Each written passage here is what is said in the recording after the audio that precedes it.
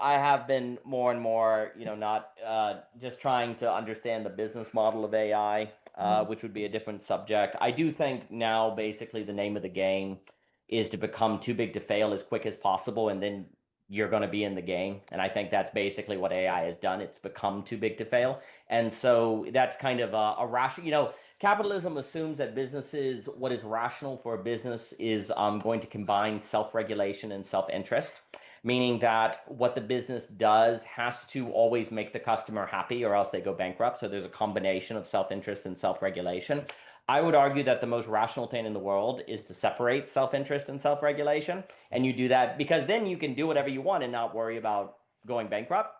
And so then it becomes actually rational to become too big to fail, which then means the very rationality of markets moves beyond the logic of markets. And that's what we've seen in banking. That's what we've seen in AI, that I think is occurring. So that's very interesting to me. But I guess the other thing I'm thinking about is I think often about a tension between what I call it handing down versus handing off, and how this actually is a reason why a lot of the stuff we talk about. So let me put it this way.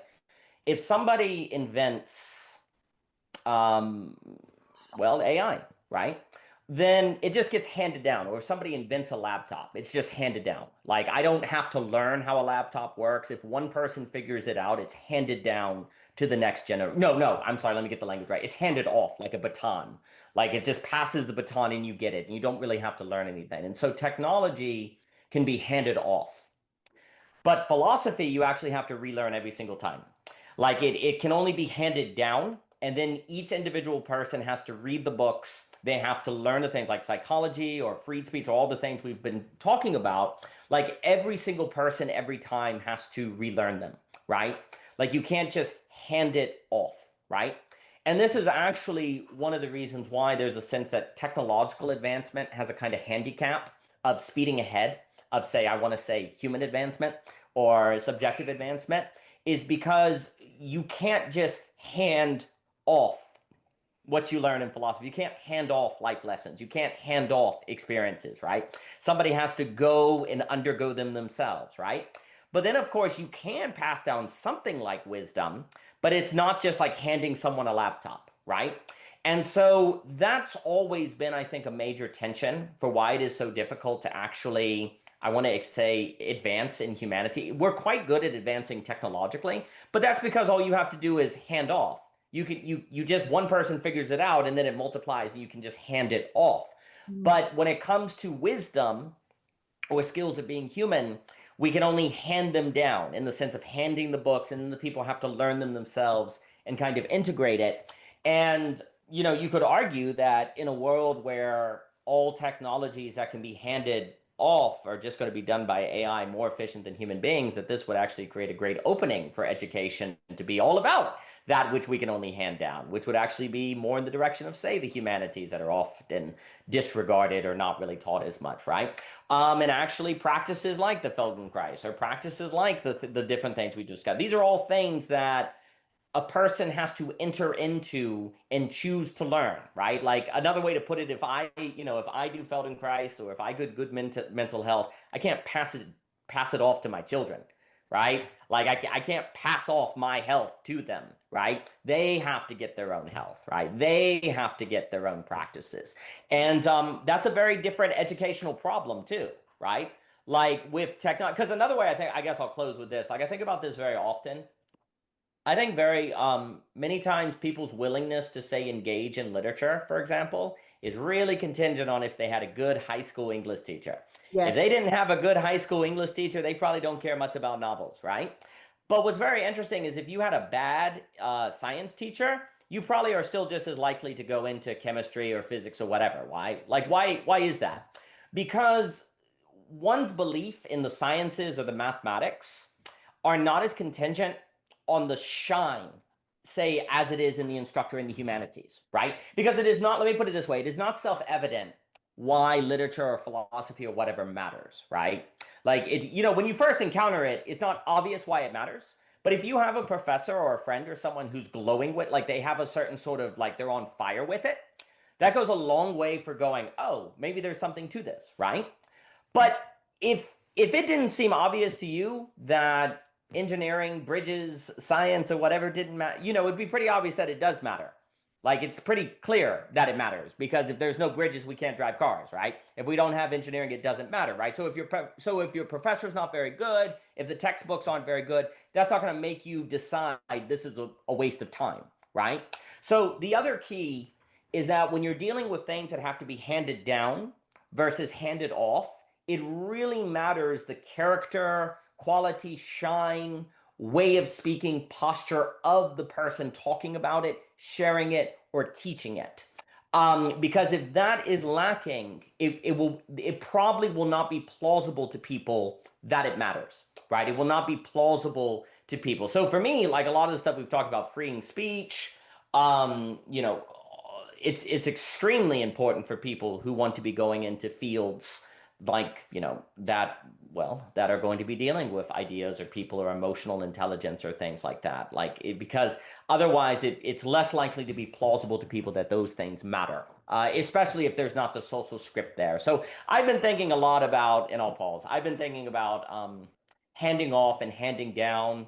And I think, of course, this is a great problem because, again, I can't hand off how to have a healthy family or, dynamics in a family, right? I can't hand them off. I can maybe hand down the structure of what to do, but everyone has to relearn it every single time. And so that kind of right there puts it at a disadvantage to the rate of by which technology advances. And if our ability to handle technology in a manner that doesn't replace our humanity, handle it in a convivial manner, is dependent on our ability to master things that can only be handed down to us, then it becomes very important that we figure out how to incubate those things. So those things have been coming to mind, but I'm happy to discuss anything on this fine evening with you fine people.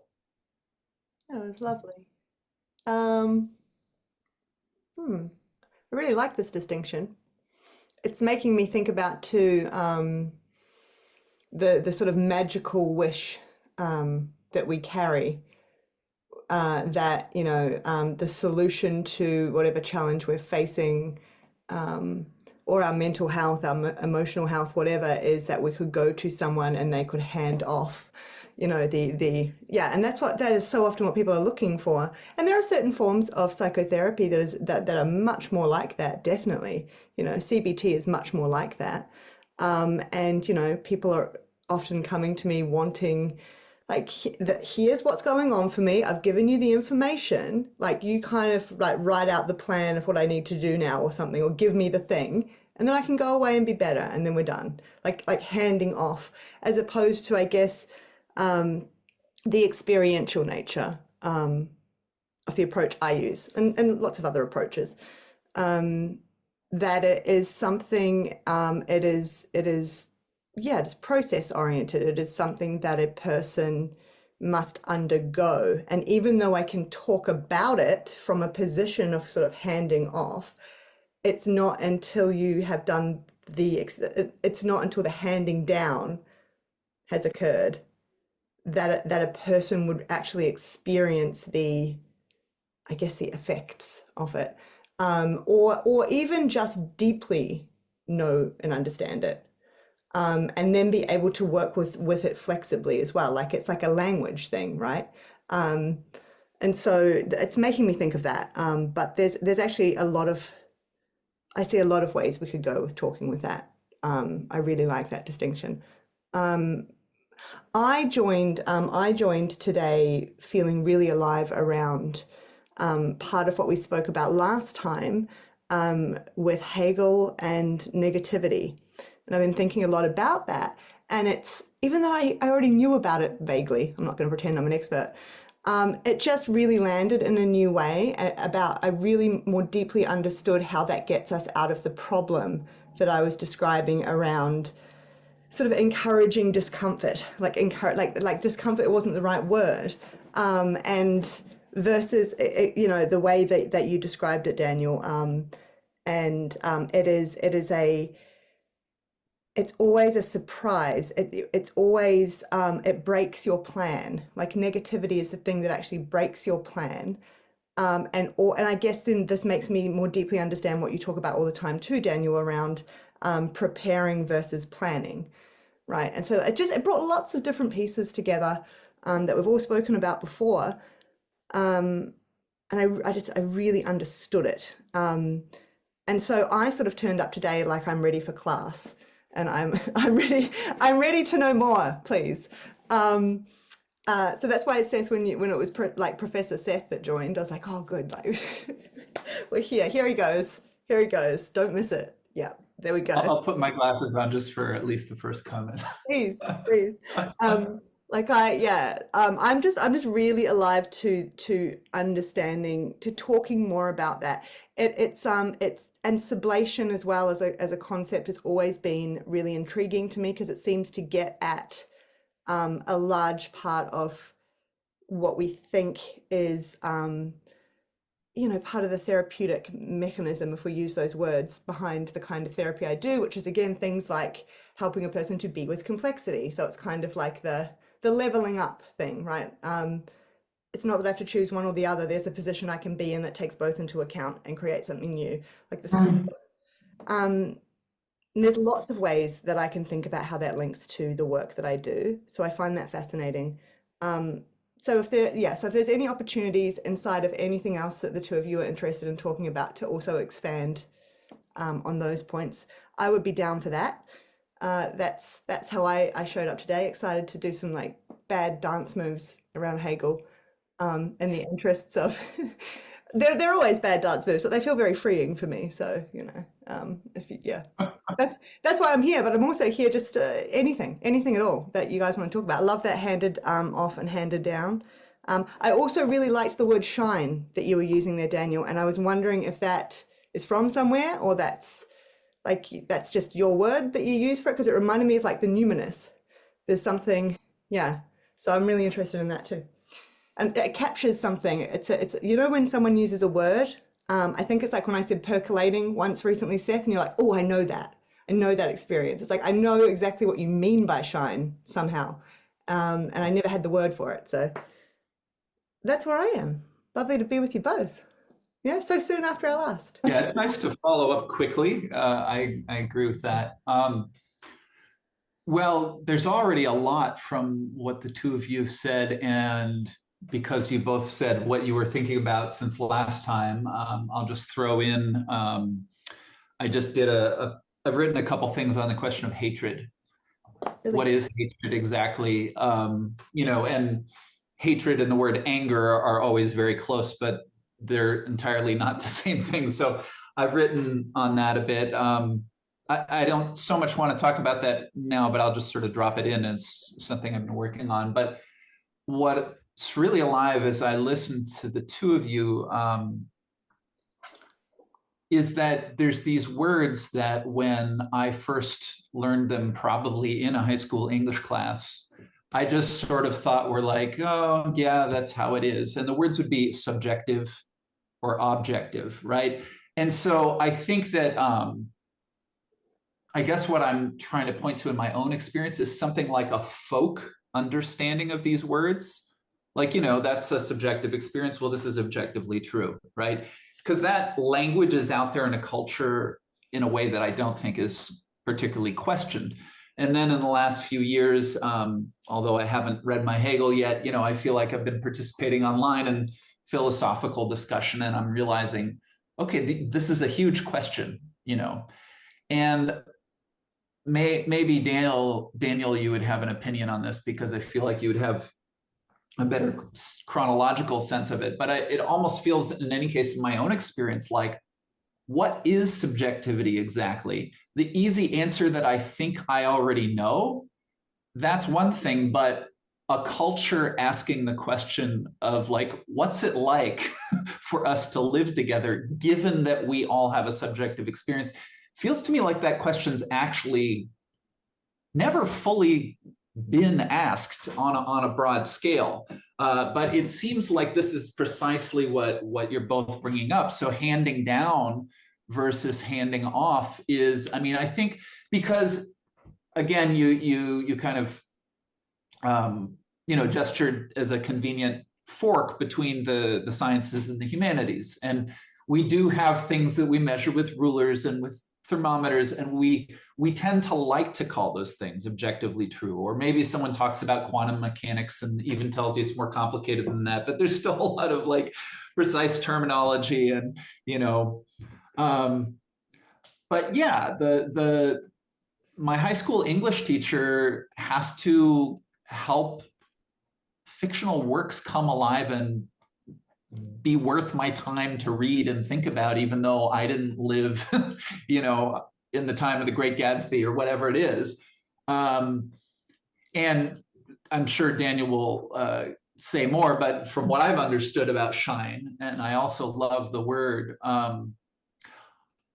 it's just something like a glow. It's something that you're walking down the street, but then there's something over there shining. So your attention will be called to it. But then if I'm already in the room with you and you have shine, there's a certain way that might not even know why, but I'm just more interested because you're saying it and you have that shine about you. I mean, I suppose a more common word would be charisma, but I suspect there's a difference between shine and charisma that, yeah. But yeah, it just feels like, when we talk about facing the other, when we talk about dealing with anxiety, or, well, I'll say this about what the article I just published, or very short, was called The Space Between Intolerance and Hatred. And a sort of thing that I did was to say, I talked about Wim Hof, the famous, this guy has exposed himself to cold so much that he can meditate in the snow. But can most of us meditate in the snow? So there's, on the one hand, what he shows is a capacity for dealing with cold. But then if you tell your grandkids, yeah, Wim Hof can do it, so just go out there and we'll, like that idea, right? So the way I was thinking of it, hatred is when someone else's presence feels completely intolerable to me. And I'm trying to actually not define hatred so much as with a value judgment, but like phenomenologically, what's it like to hate something? And I think it's not unlike, oh my God, I'm in this ice bath and I can't believe it. I need to get out as fast as I freaking can. But then when I have that experience around, foreigners or women or you name it, then we have a different level of a problem. But then this is also a question of subjectivity, because I think going back to the question of learning and passing on what has been learned, you'll hear people often talk in such a way, like for example, in the context of movement. What is the correct way to do the movement? And the model is often, well, the very fit and coordinated person at the front of the room is the model. And yet, if everyone in the room has different bodies and different history and different injuries, the most efficient way for another person to do it, the best way to go, it might not be imitate the person at the front of the room, right? So this is the problem. But if what the person at the front of the room says is going to help, 7 or 8 out of 10, it's very easy to say that that's the correct way to do the movement. And a lot of movement teachers would just give a very straight answer to what's the correct way to do the movement, even though that quote unquote correct way might be a disaster for certain people. Comes to mind, I had a conversation with Clayton, and he was making a distinction between what he called correct and right. It's like the correct answer we imagine to be a universal, and it's pretty convincing because it seems to be work out 99.5, 6, 7, whatever % of the time. But then rightness is like, this feels right in my body. And of course, even like in the question of intolerance, or even just, telling someone who would rather stay home to leave the house and meet someone new, it's not just convincing a person this is a good idea, because it will not feel like something they want to tolerate the first time. So there has to be a vision of the future. You were saying last time, Daniel, what's on the other side of the negativity. And so, but yeah, just last thought, back to where you were talking about AI and how AI can come in. It's like, how much agency do we even have? Like everyone on the call here, we have kids, even vis-a-vis how much influence do I have with my kids relative to the last generation? I suspect I have less. I don't know if that's the feeling you have. I know that's part of why you and Michelle are homeschooling Daniel, because this is, but you know, so if we looked at the whole population, I can almost imagine this huge, you know, bunch of dots on a huge screen representing the population, and then I'm wondering about little spots that are shine in between them, and where is the shine and how is it distributed? Um, that's just an image in my head, but I just kind of wanted to share it. I don't know where that image goes, but I'm just sort of seeing, I'm just curious about the zoomed out, version of what we're talking about. I'll stop there. Something, I only have one tiny thing, and then I'll pass it over to you, Daniel. There's something about the fact that it's shine and not glow.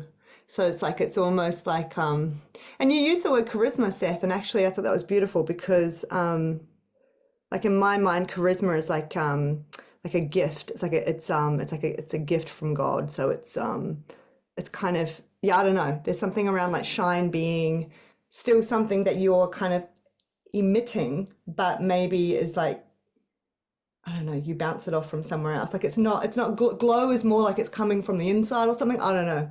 That's where my mind's going. Anyway. Well, I think my hesitation was actually when I said the word charisma. I felt like I'd taken a step from the word shine towards a word that you used on a previous podcast, which was seduction. Because charisma, you know, it's one of those words where we start to get into like, he's so charismatic. I love being around him. He's so charismatic. He can get people to do stuff. Yeah. You know, Yeah, I was going with the Greek. I was going with the Greek. no. Yeah, no, but you're right. You're right. And the way Right. that we use it in English. Yeah. Well, just because we clearly don't have enough to talk about it anyway, I'll just add one more thing that this Please. brings up. But before I know precisely what I want to say, I'm feeling the words that feel right in my mouth versus the ones that don't. And I might actually finish speaking and thinking, oh, I didn't articulate myself so well. But however well I did at articulating, part of what I'm doing is just feeling my way through words. And again, if I'm the kind of person who's read a lot of literature, I might be more skillful at, you know, moving through the ocean of words when I'm trying to express myself. But, you know, if I've heard a word like charisma and it's kind of the word I want, I might just stutter and then say it and look at my shoes while I say it. So I'm just aware of like the sort of phenomenological feeling of my capacity in conversation and how when we had like that too could be intuitive, like what was the correct word or what was the word that felt right to say. And, you know, part of what I say is based on, oh, I think they will know what I mean. There's almost an assumed gap. But anyway, I'm just opening another box of worms for us. So That's like writing poetry for me. It's it's what feels right, the words that are right. Like and it's almost it's a decision beyond me almost, even though it's embodied. But yes, I love it. I love all these things. Oh, absolutely. Well, you know, a few things. So first, you know, for me, when I talk about handoff and hand down, because one could argue, well, don't you hand down property or something like that? I have in mind kind of, you know, in apprenticeship, you hand down a skill, you hand down a technique. There's a kind of passing down of a family recipe is what I have in mind. Obviously, one can use language in different ways, and I like hand off because because there's a certain given the person goes away, but handing down has a certain presence to it potentially as well, where the teacher is there handing it down, and even when they go away, there's a way in which their spirit is still there, right? And so we exist in a society that basically does not have much space for handing down, and everything is about that which you can hand off. And if you can't hand it off in a way, it's not real. And that goes to the subjectivity objectivity point that Seth was getting at. Because if you take seriously things you hand down, those are more on the side of a cultivation of a certain character, a certain subjectivity, and a certain capacity. And they're harder to measure. They tend to be more qualitative. They tend to be things you have to be there to get. And it would make sense that in a age that has basically thrown out subjectivity in favor of objectivity that you would end up with handing off, because objectivity is, of course, the language of objects. Only objects have objectivity. And so everything becomes about objects, and gradually and slowly the human is made in the image and likeness of objectivity, which means we lose our humanity as completed in AI. On the point of subjectivity, and what I will just say on that, basically you could argue, we've never recovered from Immanuel Kant, who suggested that subjectivity keeps us from the things themselves. So I'm stuck in the phenomenon. Like, I don't know what it's like. Say, I can't access the computer itself because I'm already perceiving it according to my categories of understanding. And so there's a noumenal aspect of all things that I cannot represent. Now, Kant tries to make some moves of how you can nevertheless know it through, say, practical reasoning or the sublime. But the point is that subjectivity, in a way, inhibits knowledge. There's a certain inhibiting that subjectivity leads to understanding. Now, of course, Hegel, basically the great move of Hegel is to turn around and say, well, what if that very limit on subjectivity is the means of subjectivity knowing itself? Like, what if that limit of subjectivity is actually not a limit? It's a characteristic of the subject knowing itself as an ever process. Because, because basically a way that I would explain Hegel that for me makes it simpler, is Hegel is basically suggesting that reality is time-space instead of space-time. And the limit of things is a temporal limit that is actually, in the sense, the edge of the universe that has to unfold. So it isn't like a spatial limit, because in space-time, if I can't access the thing of itself, it's like I'm here and it's here and I can't get to it. But actually, if limitations of knowledge are temporal, then that's just the edge of the unfolding, is kind of a quick way to think about it. And so then basically subjectivity is always actually the constituting factor of knowledge. It is not keeping you from knowledge. It is actually the process of the unfolding and gathering of knowledge. So the noumenal split goes away in Hegel. To say one more geeky thing, is that basically I like to argue there was a movement of philosophy that was basically ignored. Um, Many people will talk about the counter Enlightenment in Scotland and Vico and whatever. I think there's a modern counter Enlightenment that goes beyond. It kind of goes in the German idealists and then goes to the Kyoto school and people like Michel Planier. And I think basically what ended up happening is the modern counter Enlightenment was ignored, which basically destroys the split between object and subject. It believes that the difference between objectivity and subjectivity is false. It doesn't exist.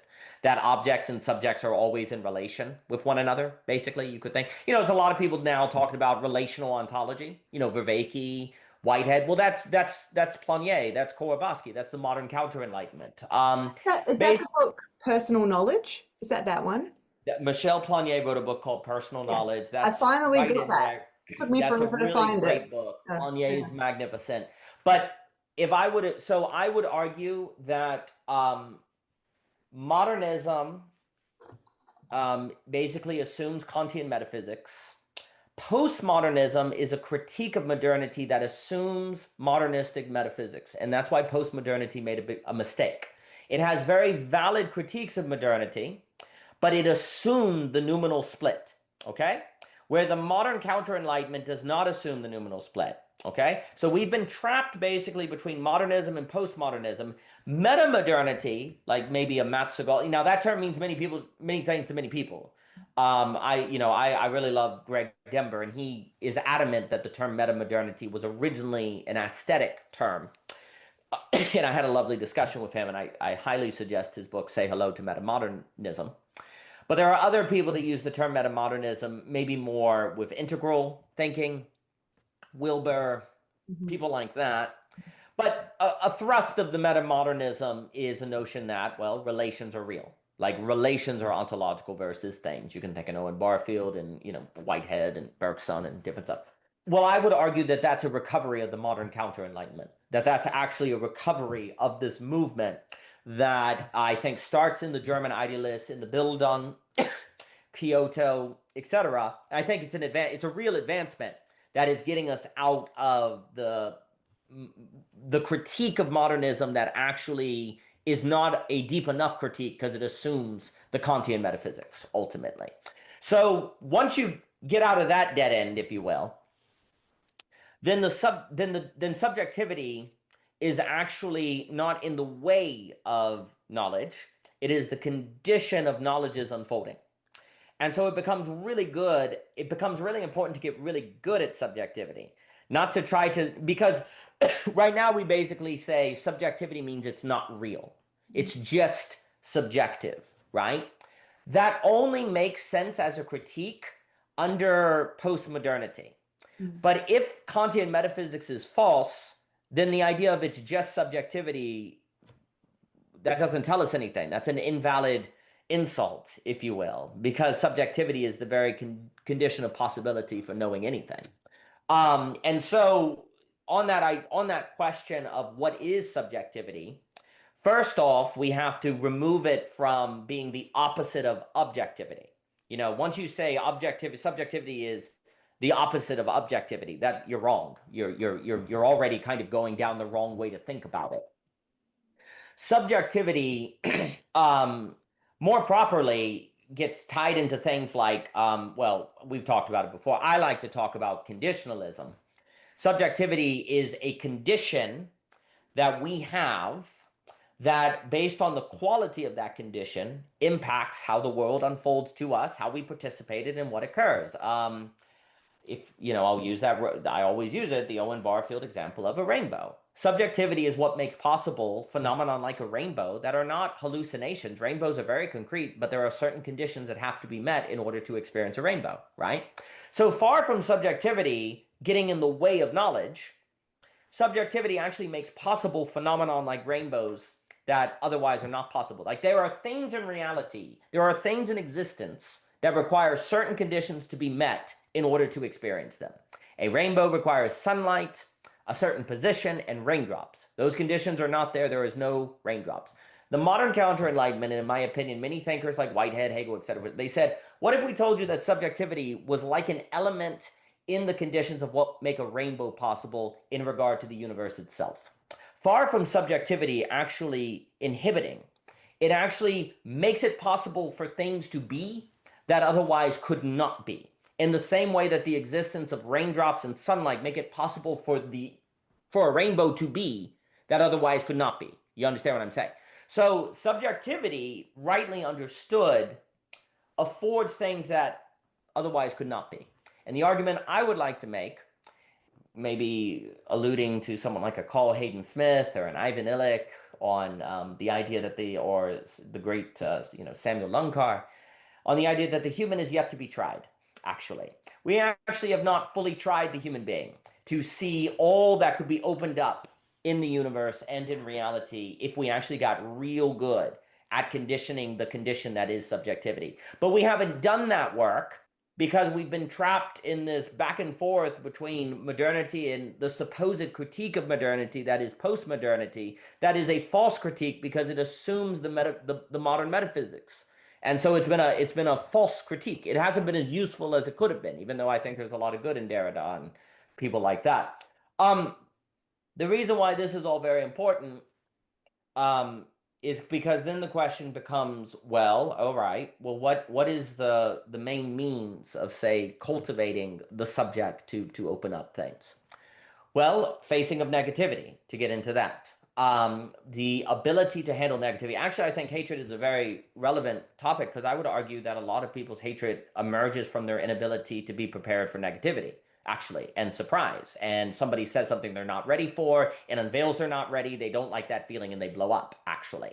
Like, hatred tends to be what results from a lack of preparation for negativity, actually. And hatred tends to actually occur in intimate relationships, not strangers. You were not ready for negativity with people you loved. And you see, you have to understand negativity as the surprise, because there are things that can't surprise you unless you start living with someone, devote all your time to someone, get intimately connected with someone, that afford certain kind of surprises of what people can do or be capable of, or hurtful things people can say because they care. Like, for example, I think there are hurtful things that people can say that they would only say because they care, right? Well, by definition, that would only be afforded to you as an experience in a relationship. You see what I'm saying? So that is a certain kind of negativity that could only be encountered in a relational context. Well, just the point I'm getting at is I think many of the things that end up in hatred are negativities that can only be experienced in a relationship, that if you're not prepared for, if you're not able to not take personally or have a difficult conversation to walk through, then you end up in hatred. And that becomes a deep problem. But a lot of the facing of negative. So the other thing that also you get at is if there's this idea that the limit of subjectivity is actually how it unfolds. A limit is only a limit if it surprises you.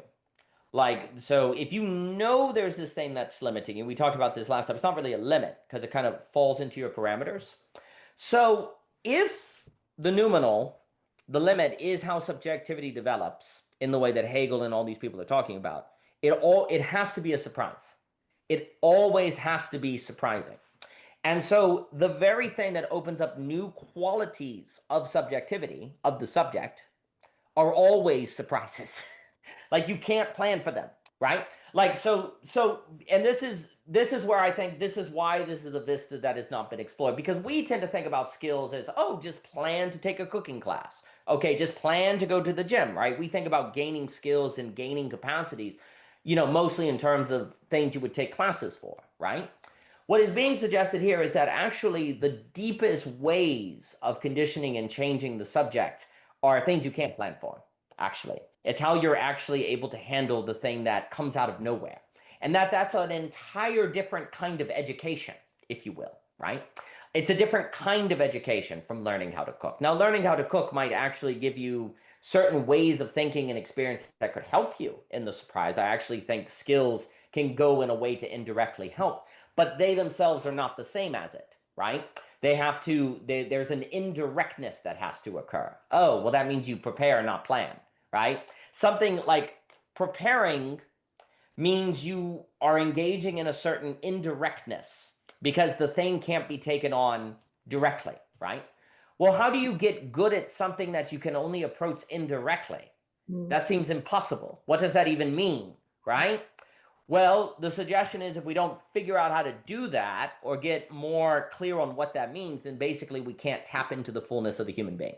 We can't tap into the fullness of subjectivity, which again, what I'm suggesting is that we haven't even thought to do because we've been trapped in a meaningless back and forth between modernism and postmodernism.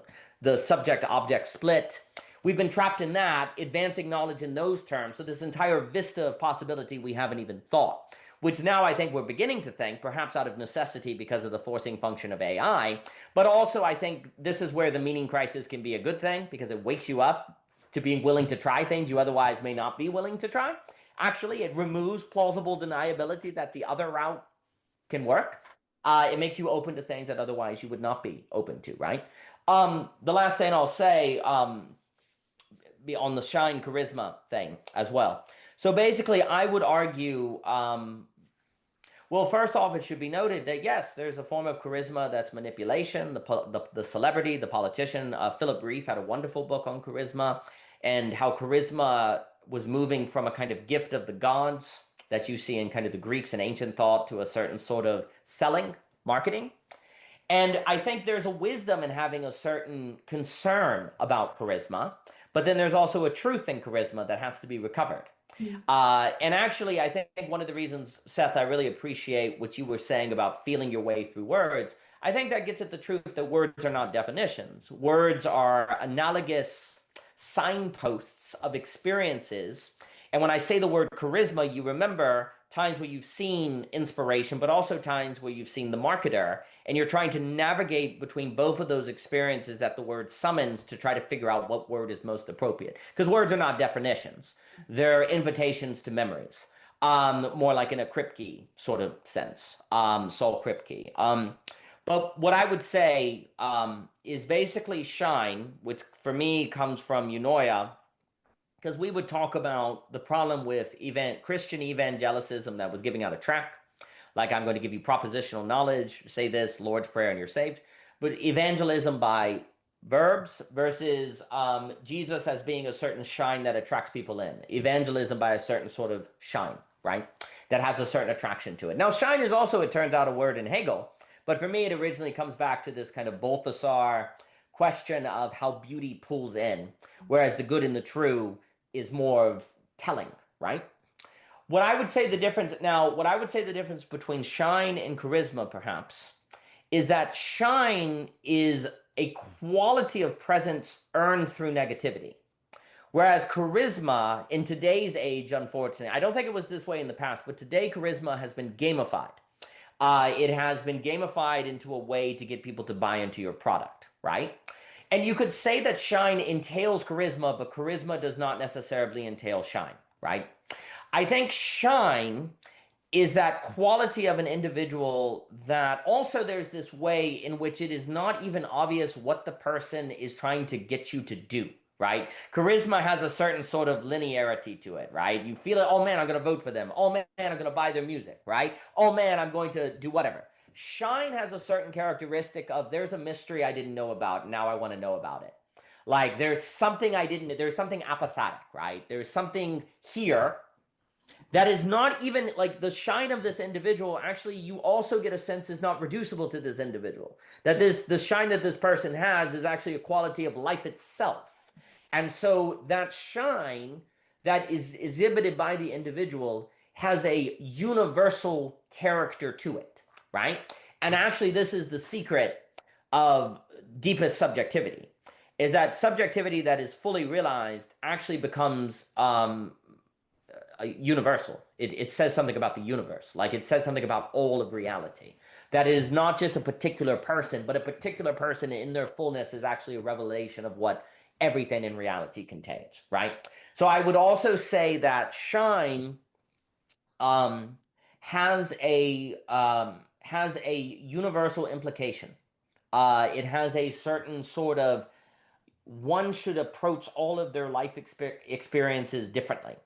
Whereas charisma also has a way of making you just want to be in the like never want to like stop, never want to be silent, never want to.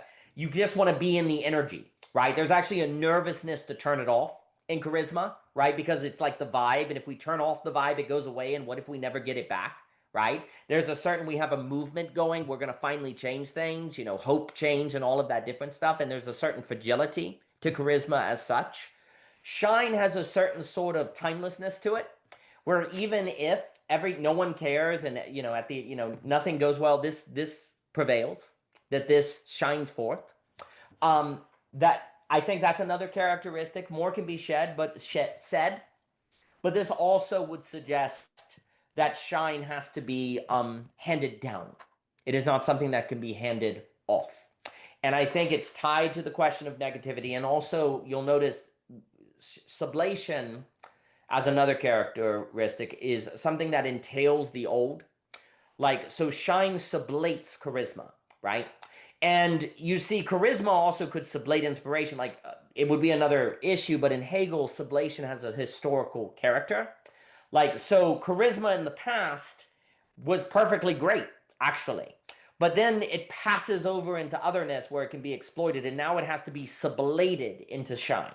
Like, it has to be brought in the old that was good has to be brought into the new, right? And that's the kind of historical unfolding.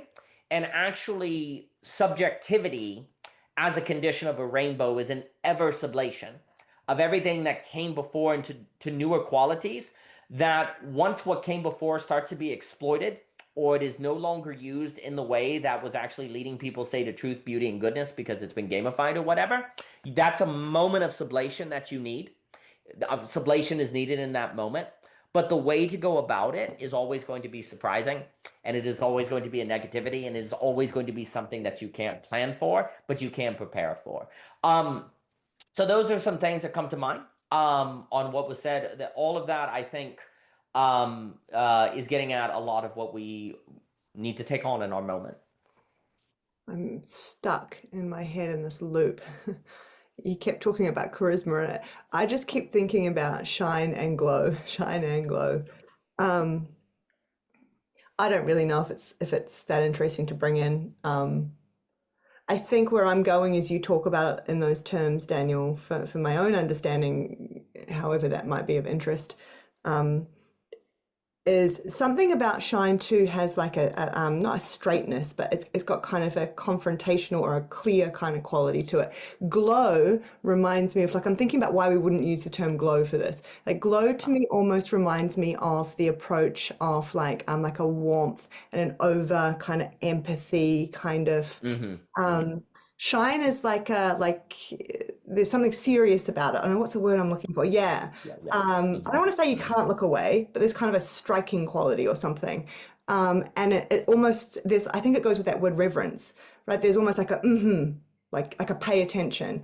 Whereas I think glow kind of can be a bit more warm and fuzzy and kind of nourishing or something, as opposed to, shine is not always, I guess what I'm trying to say is shine is not always, this goes back to the whole negativity and discomfort thing. It's not always something that is convenient or yeah. So I'm just making pieces around that in my head at the moment.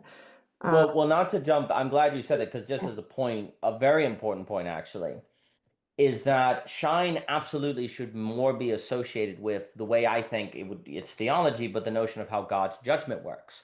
God's judgment is not where God says you did X. It's that the very presence of God is so powerful that it judges you simply by being in the presence of its greatness, right?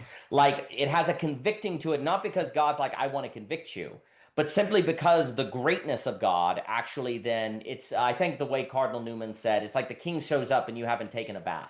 You'd really want to take a bath if you knew the king was coming, right? Like it'd be really embarrassing, right? Times that by a million. So this is very important though, and I'm glad you said this, because shine has a certain judgment to it. And actually, I would argue joy does as well. Yes. And actually, one of the weird realities and that's actually why negativity is required for shine, precisely because it has this judgmental quality in it that is simply the judgmentalness of encountering joy. Joy is judgmental. Actually, joy brings out the worst in people because if they haven't done the inner work, then they hate joy, actually. And this, there is a theological precedence for this where it's like hell is the experience of God for people who hate him. It's not like hell is a different place that God sends people to. It's that hell is the experience of God when you hate them. We actually do that with human beings. Like when you encounter humans that actually have tapped into qualities of experience that are on the side of what Jockin and Michelle and geopadia or joy, we hate it. Actually, and I think it does go to the hatred topic. Like, and another thing that goes with hatred is actually the experience of joy that we don't think we'll ever get access to, or that it's a joy that is inviting to people who we think are vile. Because joyful people will actually interact with people we think are sinners, right? Like part of joy is the openness, and it's like, how dare you?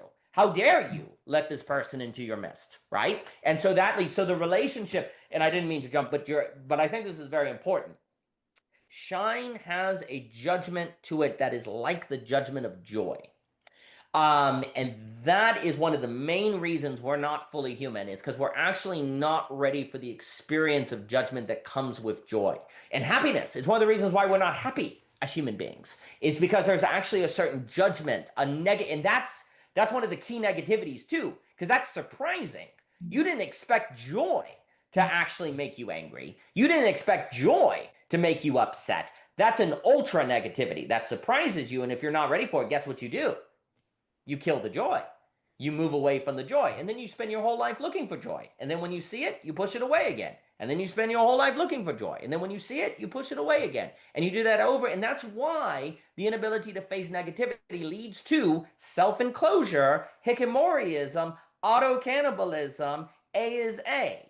Because joy is the B, you push it away, and now you're a self-relating negativity. That's a term in Hegel. All you can do is self-relate with yourself, and what you do when you self-relate with yourself is you eat yourself. You eat yourself alive, Yeah. and that's auto cannibalism. So very important. I'm glad you said that, Aspasia. Yeah. Yeah. It's like the sorry, I'll be quick, Seth. Take your time. Thank you. It's like, yeah, the surprise that I also think about what we're talking about here with negativity. It's like the surprise that reminds you of something you've forgotten about yourself too. Like that's, you know, we go back to what I was talking about in our last talk about how for me, so much of this is about what's going on out there mirrors something we don't want to remember about what goes on inside us. And um, yeah, it's inconvenient. Like it's inconvenient to remember it. There's a resistance to it. And intimate relationships, you know, this is really heightened, I think, because oftentimes, yeah, like it goes hand in hand with the intensity of the loving, positive feelings. I think sometimes it can feel like a betrayal of, yeah, it brings up betrayal. But my mind is spinning out in multiple directions. Um, I'm just gonna give it a couple of minutes. This is great. Yeah. When I hear that description of the judgment of joy, what comes to mind for me is just the very simple trap that we can always fall into of comparing our situation to someone else. How dare you be celebrating today while I feel crappy, you know, is essentially, but it really is. I think there's a word, I think it's compersion, something like that. Compersion is when you feel absolute joy at the joy of another person. And it's a kind of a special word because not everyone experiences compersion. Like, you know, your partner had a great day, you didn't, but can you be just so happy that this person you love had a great day despite the shitty day that you just had? And I mean, if you just listen to the description, you can tell that at the very least, that's more challenging for my nervous system to pull off, right? And I think, you know, this is something that I often think about in the relational sphere, like that whole exploration of hatred. One of the things that was very clear to me is as soon as we even introduce the word hatred, we already have an image of the hateful person where they're, you know, which slides into the evil person. But my kind of thought was like, how might anyone become hateful? And it's like, you know, turn the temperature down and keep going it down, and I'm going to start yelling at a certain point. You know, it's like, but of course, dealing with different people, supposedly I'm supposed to have tolerance, and especially if I'm, you know, from the West and I've been, it's all egalitarian and da da da da. You know, that's how I was raised, but I was never actually tested in my body to deal with that, right? Was my school actually that integrated, you know, or whatever.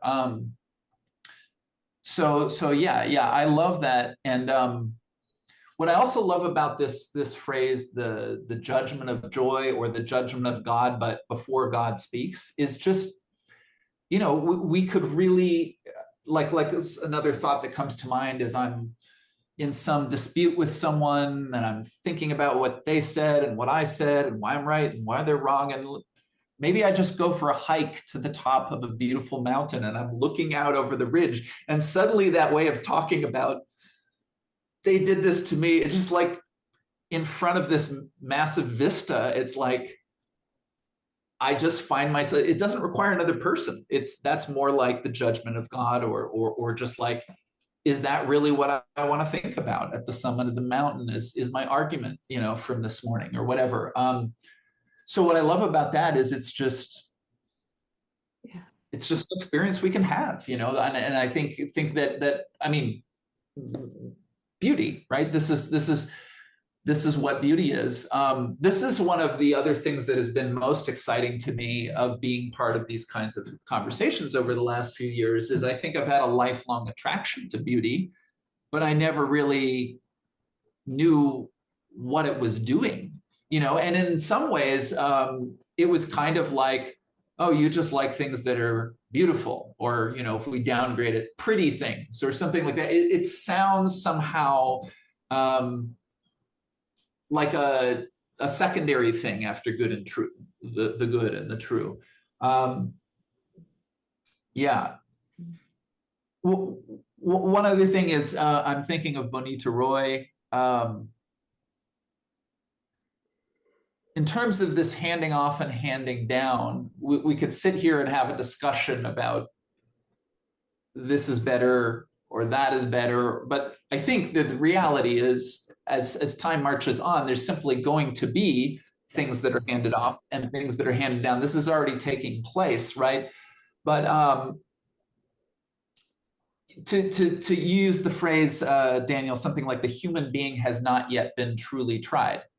So, you know, I mean, on the sort of far range of what some people are willing to listen to, there's more interest in like ESP these days, or, you know, the field and all of this.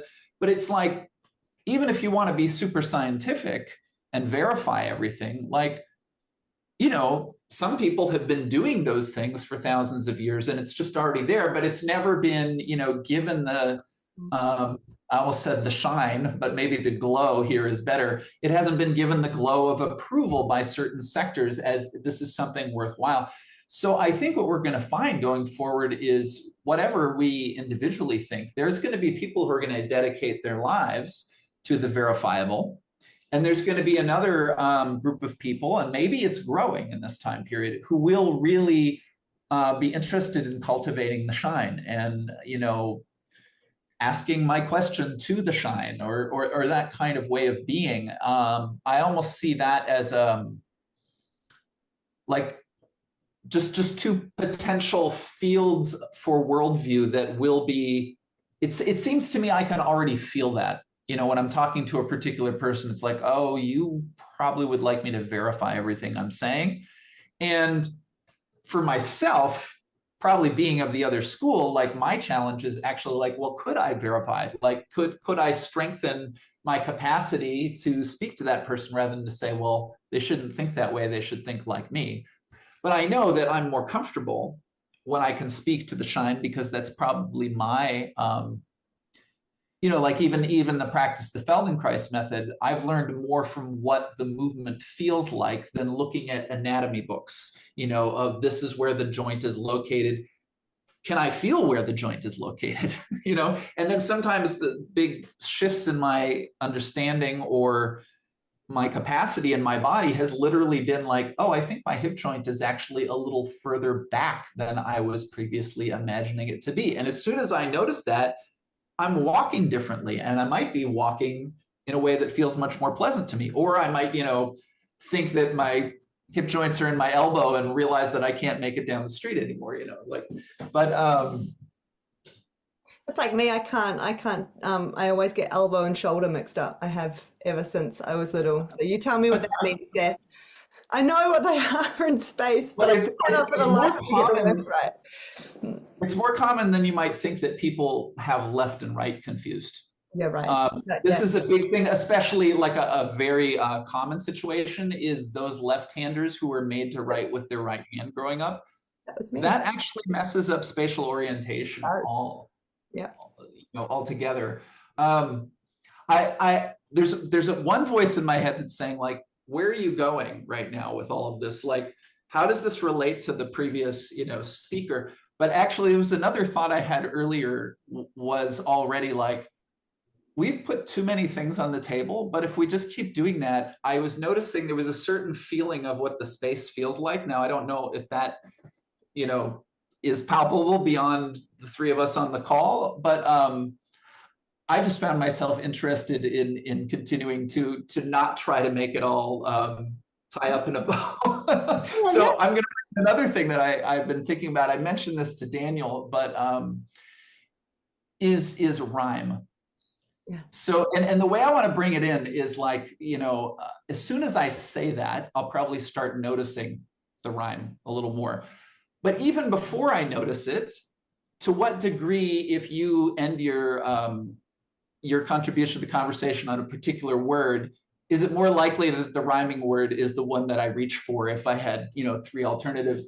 And so again, the interest here is like, of course, we could talk about, I know Daniel liked to talk about the hip hop cipher, which is an elevated level of expression. Can I actually be coherent in what I'm saying to you and yet become intentionally creative with the aesthetic of how I'm saying it, right?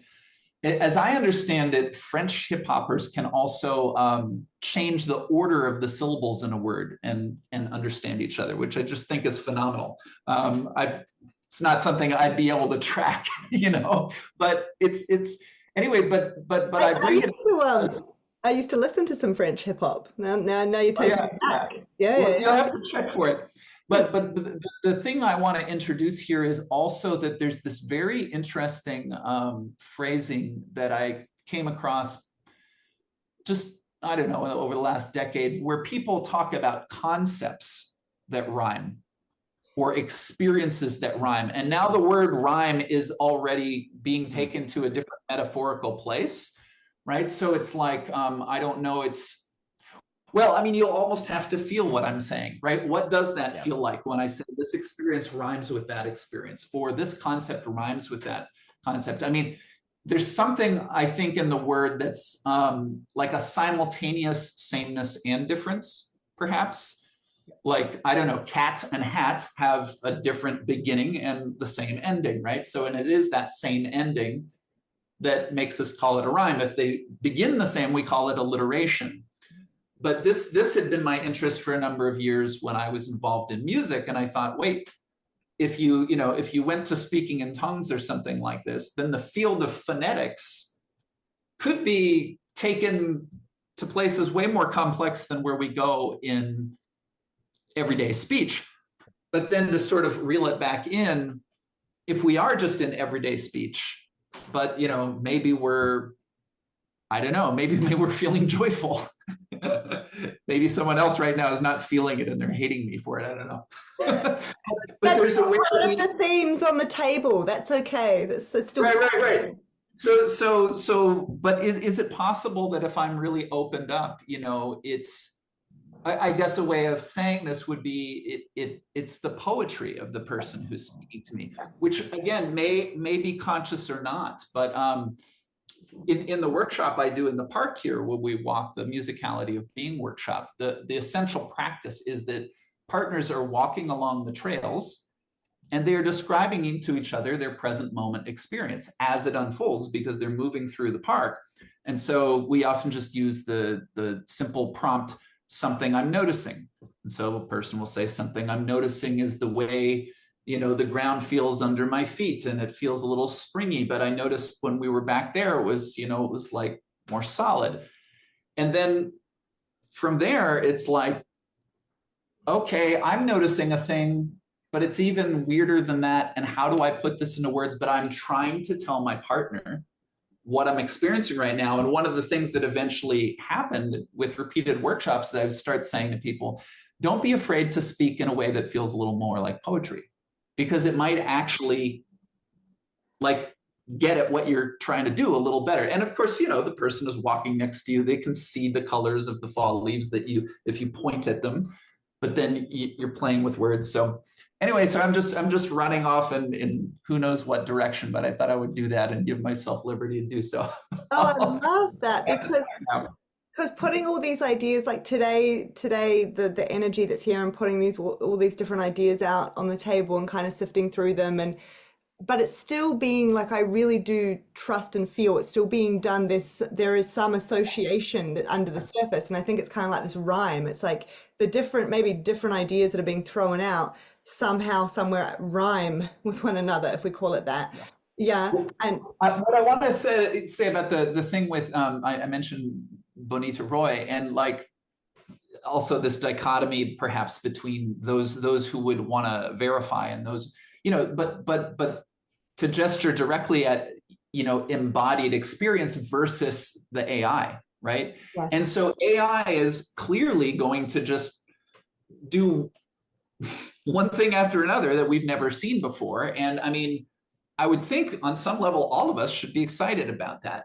However, what happens is I think unnecessarily, but the way it's been working out is it blocks the path towards wondering what humans are capable of, whereas it could open it up. Like if you think of the art of parkour, where people run around, streets and jump over, like humans weren't trying to do that. At a certain point. Now there's a whole, like, you can go study with the master parkour person, and at the same time, it grew because kids can just do it in their neighborhood, Right. Yeah. despite how it looks. I mean, it's got this. So there's human capacities, or I don't know how many times the record for the mile keeps getting broken, and like these kinds of things. Watch gymnasts, watch modern dancers. I mean, there are things that humans have literally never done before that have nothing. Well, I'll pause and say maybe some of those people, like the athletes, probably have like a lot of computer analysis in the coaching that's like backing them up at this point. But nonetheless, they're watching a YouTube video and learning a new technique because someone on the other side of the world shared it. But literally, human bodies, human brains that are not plugged into technology still have all this capacity. Yet, so I feel like when we're getting a little playful here and we start talking about all of these things, in a sense, we are playing with, well, what can we, like, what is a conversation anyway? I mean, it might get hard for someone else to follow. Apologize if that's the case, but I also feel like, oh wow, I can try things. This might work, and it's like it actually feels like an expansive thing, and that to me is, among other things, it gives me hope. Like I wake up the next day feeling like, oh, maybe I can turn things around that I thought I couldn't, or whatever. This is part of what I mean when I talk about going into a mode. I'm not always doing this, but when I go into the mode, I guess in a therapy setting of like almost treating a person like a poem, like treating what's happening, the relationship, like a poem. It's almost like an attunement to the rhyme that's sort of taking place underneath the words or something. So this is really this is really brilliant. It's like a bubbling up. And I do keep waiting for that record for the mile, Seth, to get to zero. One day, one day, one day. This is lovely. Please, Daniel.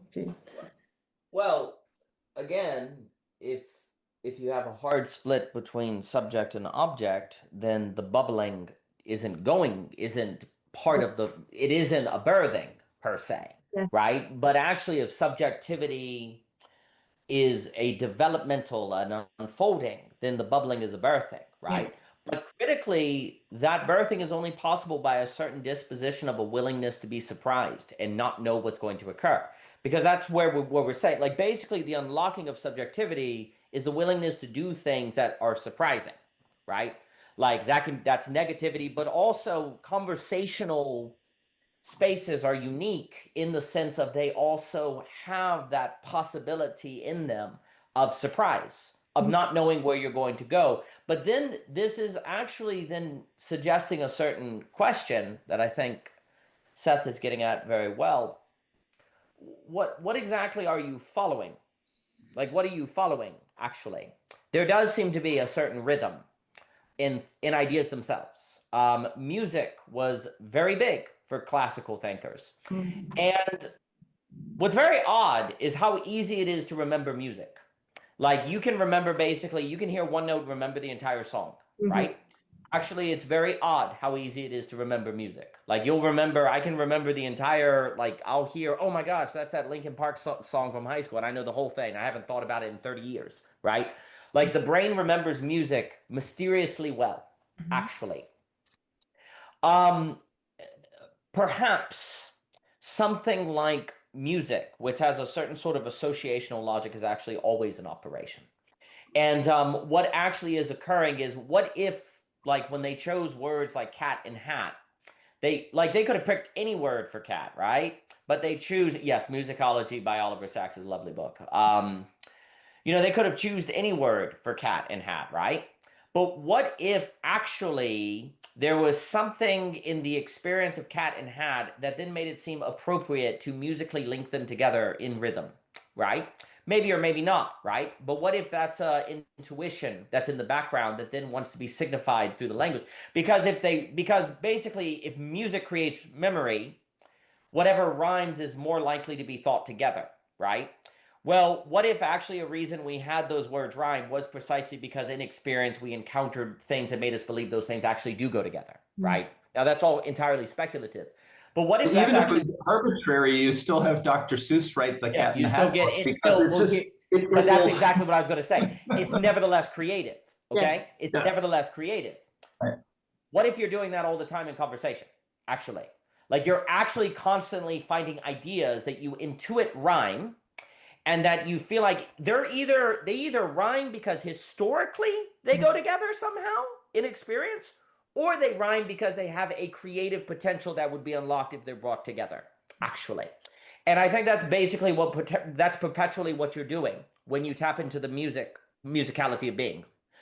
Just That another quick interjection, because I think you just named how I experienced that it was okay for me to throw these things that might be out of left field into the conversation, because I was like, I don't know how this fits, but I think it rhymes. And I think it will, and it rhymes also as a determination and included the two of you. I think that it will, in fact, be a beneficial, that it is a valid kind of valid's not the word I want, but it's an offering that I can make here, and it doesn't somehow break something. But I did want to hear more from you, Daniel. I just wanted to bring that in as well, no, because you well, that's exactly well, but that also comes from trust. That's performing. That's music is incredibly useful for the life of the mind, and I think it is why Plato basically, he was like, don't introduce them to books before they're teenagers; they'll hate learning. Get them playing, doing music, doing gymnastics, etc., so forth. Don't.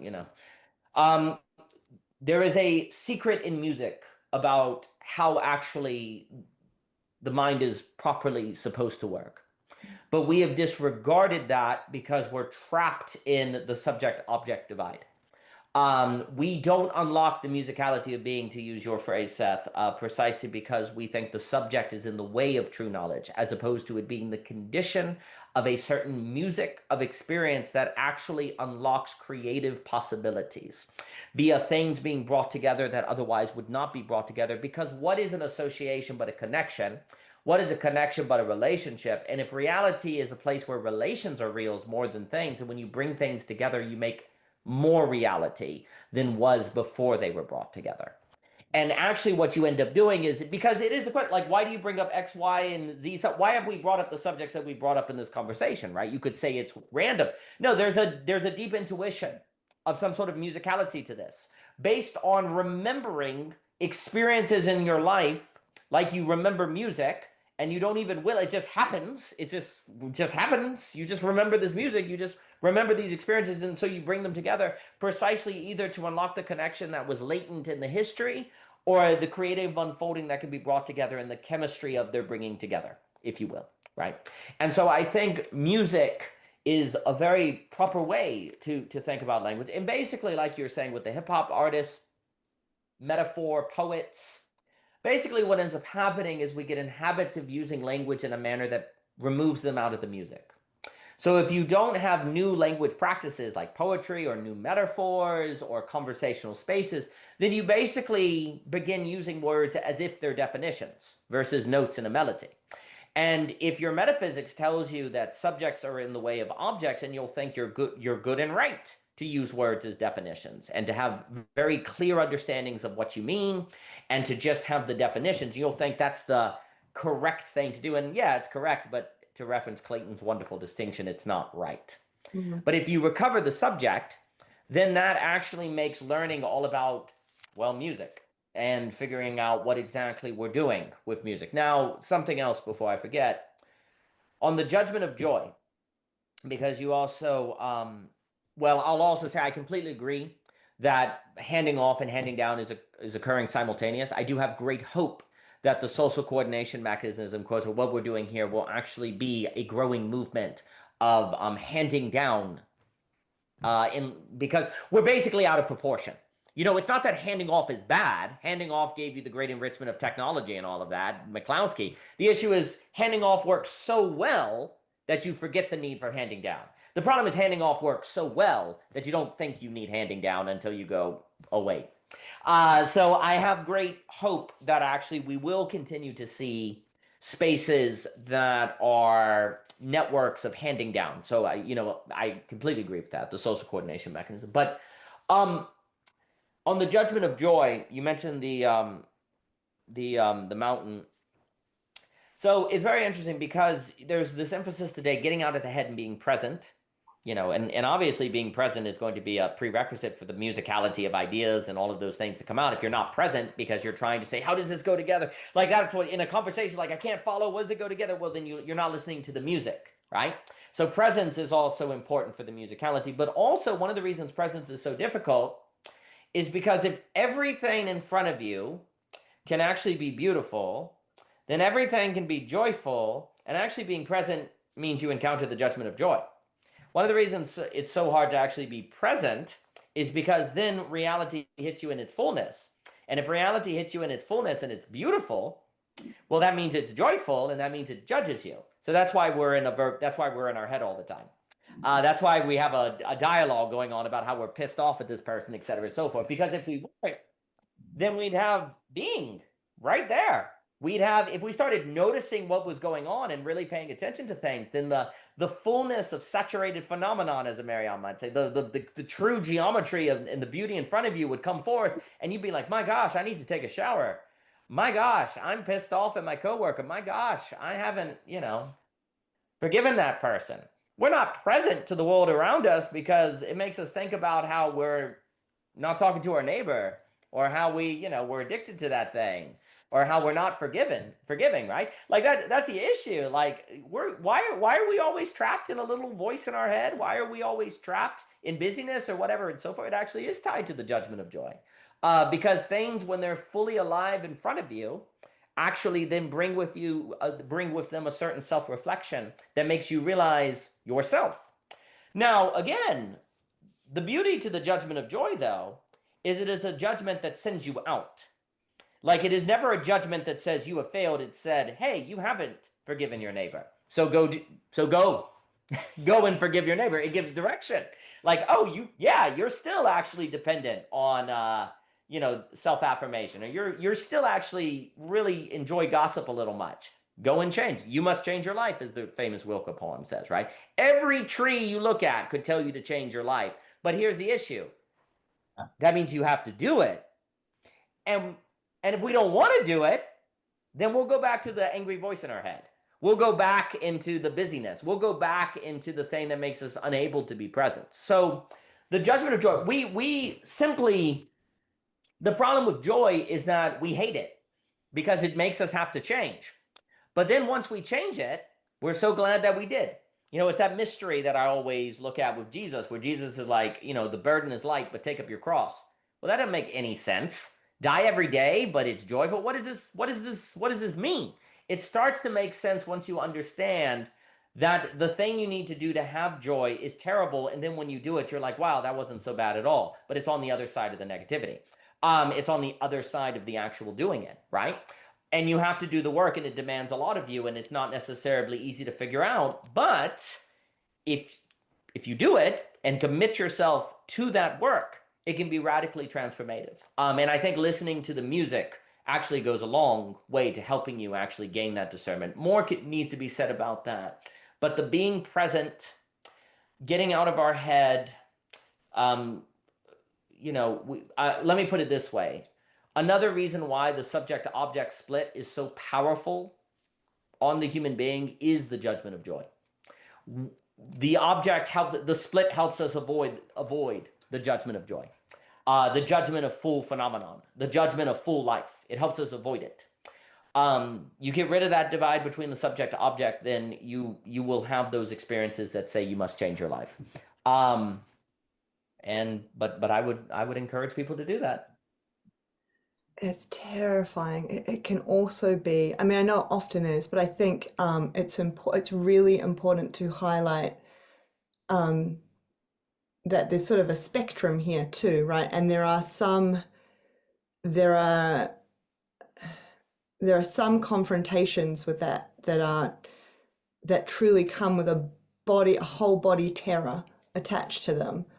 I just want to throw that in there because I don't want anyone to listen to our conversations and sort of assume that what we're saying is just like, oh, just sit and Sure. self-reflect and just like figure out where your blind spots are and figure out what's hard and just, push yourself through it. It's that is helpful. But there is this whole I just think about situations where a person's whole reality is built on a certain understanding of who their father was, what the relationship was like, what that means about who I am, kind of thing. And to do the thing that might finally allow them to sublate, whatever word we're using,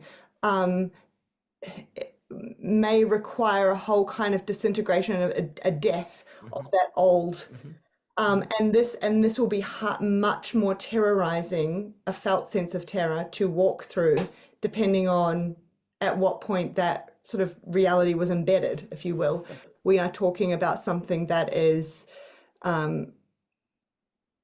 shakes the entire foundation of oneself, and oftentimes in a pre-verbal way too, right? Which is important. I just want to put that in there. I think what happens is too, sometimes people understand a lot of this theoretically that we're talking about, and they're really making attempts to do these things, and that might get so far, but there really is a kind of death, an experience really of like death, that people, many people, I don't want to say have to or need to, but would be called for, should they really meet negativity in the manner that we're describing. I really do want to put that front and center.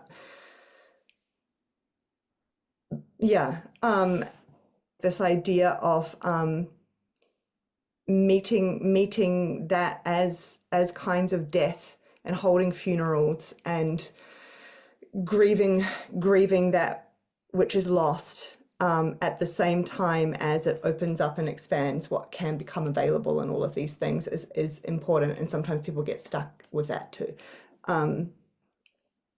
Yeah, I wanted to throw that in. I'm not really sure why, but that was coming to mind, as I think sometimes when the three of us talk, yeah, we don't account kind of for also that there is a spectrum here of what we're talking about. We're not just talking about, noticing a bit of a challenge in your interaction with your partner. Sometimes we're talking about something that is truly fundamental, and really hard to get at, even though we might really, really want to. This is not always a failure of wanting, is what I'm trying to say. So there's that. I was also thinking about, when we were talking about the rhyming, and we were talking about, this is really ill-formed, so it's probably not going to come out well, but I'll give it a go. And like the three of us being here, and Seth, sort of your experience of that felt experience of why you could kind of feel that throwing just some more stuff on the table was like the right thing, if we go back to that language. Given the context and the condition and our shared history and this particular moment, and like it reminds me of the rainbow thing. It's like all the conditions are kind of in place, and in sharing those words in that moment, maybe it's like the rain and the light, right? It's just right, and it makes the rainbow. Right, there's something, it's that intuitive knowledge, and we are obviously building that though as a trio too, the more that we meet. And the more that we get to know one another, not just in the declarative sense, but that felt sense and the unconscious sense, and our unconsciouses are meeting as well as we meet. And that was something that I really wish I drew out a bit more last time when we spoke, because when I listened back to it, I skipped over it. But we were talking about, like I'm too tired to talk, and so often we say if we have nothing to talk about as well, there's no point meeting. Part of the richness of what happens when we meet up with someone outside of just the words we share, even if we don't share much, is each of our unconscious gets to kind of like interact with the other and kind of get to know the other. I really do think it happens on that level as well. And so that allows for so much more of this bubbling, this birthing to be able to occur when, and you know, all we can do is meet and set the conditions and do all those things. And sometimes things are birthed, and it's beautiful. It has this kind of depressurization to it when it occurs. It's that's why it reminds me of the light. Like it's a thing of beauty, but yeah, it often begins as a terror, I think, for many people, and I think that's important to point out. It's very real, and yeah, I don't know why. There were some other notes I wrote, but I'll throw one in quickly. I was thinking as we were talking about music. I sometimes reflect on what it is, what happened to me in my life that I just seem to like. I seem to be drawn to much more sort of intuitive stuff, and so as an example, in the therapy I do, which I know I harp on about. I'm much more naturally attuned to the unconscious level of what's going on. I have to actually be on the lookout for that so that I can kind of remain focused to the conscious therapeutic alliance as well. Otherwise, you get in the weeds. People don't know what's going on, right? It's not helpful. So like I err on that side, and like you know things like poetry and wonder, and like I just feel so alive to me. And it's not to say that like my family is some sort of like anti-poetry cult, but not at all. But I wouldn't say that if you looked at the family I grew up in, that there was lots of that going on. There wasn't. But then I think so much about my dad was Greek, and he just I was just absorbed. It was constant by just Greek music. And I mean like, like bouzoukis and like, like these instruments and this kind of music that has such a history to it. And it's like you listen to it and it just overtakes you. And it's got, I can hear and feel the stories of like generations. And it was everywhere. And it was, and he would have like the, the 80s, the old school like music videos of it, like on the VHS. And just these like the Greek dancing, and there's something I really do feel there was something about that that really provided me with quite a concrete connection to a lot of this. And what you were saying to Daniel about sort of exposure for children to music, and I know classical music, it's a similar kind of thing. It's like and it's lost. So much of that seems lost now. It's not taken as seriously outside of, you should play classical music because it'll make your kids smarter, like, brainier, and they'll do better in maths. Like, like that's the reason why. You should play Mozart to your fetus because, that it's just, okay. Yeah. And I've been thinking a lot about that at the moment just because of the age of my kids, and figuring out how to get more of that in their life. And it's, yeah. So there you go, through a whole lot of stuff out there. Yeah, lots of good stuff. Well, for this kind of this addendum or caveat that we're not just like going up and away with face the negativity. I mean, it's very easy for me to think of the things that I will work on with clients and then ask, yeah, do you work on those things yourself? It's when you're really facing it, it's terrifying. And in learning, you almost said this, but I think one of the most terrifying questions is, am I doing this right? Like I mentioned, the movement classroom, and a lot of people will really want to know, is this the right way to do it? But it could be like, am I having this difficult conversation with my partner the right way? Whether or not I've read books about difficult conversations, it's like, oh, is this turning out the way it's turning out because of, I just keep making stupid errors? Is that why it's turning out this way? Or is it just turning out this way because of some entirely other thing, but I don't know? And in the moment, I can always be haunted by this question that I might not be doing it right. That can be just an enormous thing. And I referred to like, do I do what, I tell my clients? A word like experimentation is easy for me to spit out like, oh, we should be more experimental or we should get playful. But then, when I get to that difficult place in my life, am I playful or do I just get very hard and serious, And then, and the funny thing is, I could teach classes all day about being experimenting and playful, and it really takes another level of awareness for me to notice when I actually, because I think the confrontation with the negativity, at least in the very first moment, you just forget everything that you know, and then you have to remember it. Yeah. Right. And it's interesting, how insight is often called remembering. Just as something I was thinking of earlier, I had a really interesting experience recently in my meditation where, just to speak as if this is, a reduction, but as people know, when you meditate, often the idea is, well, try not to have all of that voice in my head. They call it the monkey mind. It's saying this, it's saying that. And so some days you have more success, some days less. But if you meditate a lot, the monkey mind will be there. And if you think about X, Y, and Z, it very well will show up as, oh, I was having the experience of thinking about that, even though I was quiet. But it's different than when I think about it during the day, right? And then you try to, at a certain point, you realize, oh, let me come back. I wasn't meaning to be thinking about that. I got lost and I come back. And so it's a repeating experience. And of course, the two places you're likely to go when you drift in your mind are to the past and to the future.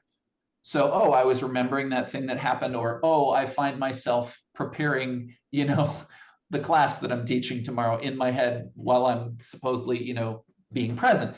So I go to the past and I go to the future. But one of the things that happened is I was having memories, and then I would come back, and then I would drift, and I have another memory. And I started having a memory of how I was having a memory a few minutes ago. And I started getting interested in not so much the memories, but the feeling of remembering. Mm-hmm. What is that feeling? And then it occurred to me that that could become like a rhythm in my life. And in the course of the meditation, it did something in my body. It did something it was almost like a deeper level of interest than the monkey mind. My monkey mind might have still been going, but it was like, just because my mind is talking doesn't mean I'm so much listening to it. I'm noticing, oh, the mind is remembering again. And I kept, and when you were speaking just now about the Greek music in your childhood, there was just a way that you lit up, right? And I imagine that was joyful for you as a child, right? And to this distinction about joy, and the judgment of joy, and including that example of, I hate it when you're joyful when I'm having a bad day. How often is this the experience of adults with children? Like, adults come home from work, and the kids are like running around screaming joyfully, and then it becomes wrong, right? So you contain it. And so we could talk about sort of the childhood trauma of that, of course. But I think also in a moment like, I don't know, we go to a Greek restaurant together and they put on some music, and suddenly a new, Aspasia starts to shine a little more because she has access to the memory which lives in her body of that time when play was actually permitted, right? I think that often... I was connecting, yes, which is what you're saying. I was connecting. Right. Yeah. Mm-hmm. Yeah, and so like this reference to before, where I bring up a topic and I think, well, I'm pretty sure that Daniel and Aspasia will allow me to do this. It's like, oh, that's the relationship, and this relationship has permission to play in it, right? And the last thing I wanted to come back to, this sort of potential terror of the moment of facing the negativity and trying to sublate it. And alongside the possibility that play can be joyful, but this is the other thing, is what we don't know is what the sublation will be. So like, you could have a deep exploration on your life and discover, I don't care about making money. Oh, I just got a really deep insight about myself. Is that helpful? Or is that like crisis? Right. Like, what if you don't care about making money? Or what if you don't care what so-and-so thinks, who you've been really caring what they think about for the past few decades. You have those kinds of And what if realizations. your whole family and your spouse and everyone, that is part of why they enjoy you, is that you have a very high paying job and and they see that as you being responsible and bringing in money. This is a real disintegration of a lot of things. Right. You realize that Hmm. you want to get a divorce, right? You realize these kinds of things. And the thing is, like in a conversation I was having with Michelle recently, we were talking about self-care, and then we sort of switched over to self-inquiry to sort of say, well, self-care isn't just bubble baths. Sometimes it's journaling, and sometimes when you journal, you get the truth that doesn't feel like Yes. so warm and fuzzy, but it's still a clarification Right. that you need, or the word need. Feels right. Well, yeah, I mean, it's allowing you to see what wasn't seen. The point being that sometimes I prefer my blind spots. Yes, don't we all? Don't we all? They're there for a reason. Yeah. Mm, mm. A lot has been said that's very important.